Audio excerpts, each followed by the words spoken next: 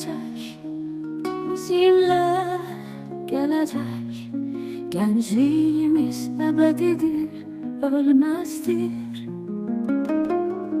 Bizim kudretimizi hamı bilecek. Elə iz koymuşuq, silinmezdir.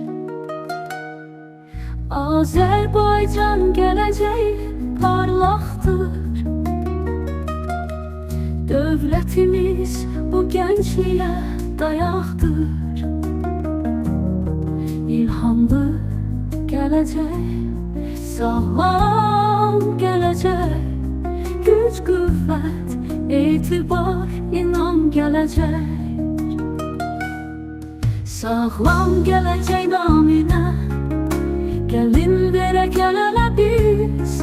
Türkiye, Azerbaycan kardeşliği tarihte koyup duruz. Kardeşliğimiz ebedi, bize sevgi vətəndir.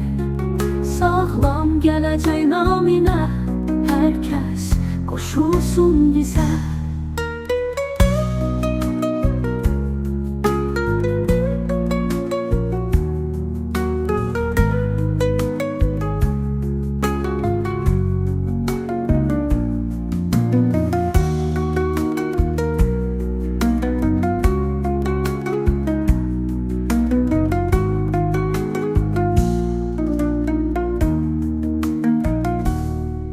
Biz mübarizler, Poladlar vətənik.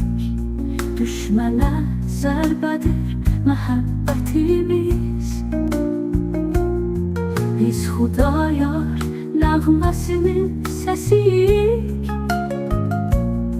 Dünyaya öynəkdir cəsarətimiz. Ali Başkomandan rəhbərimizdir. Demir yumruq bizim son sözümüzdür. Biz sağlam bədəndə sağlam gələcək. Sağlam gələcəyi ibrət biləcək.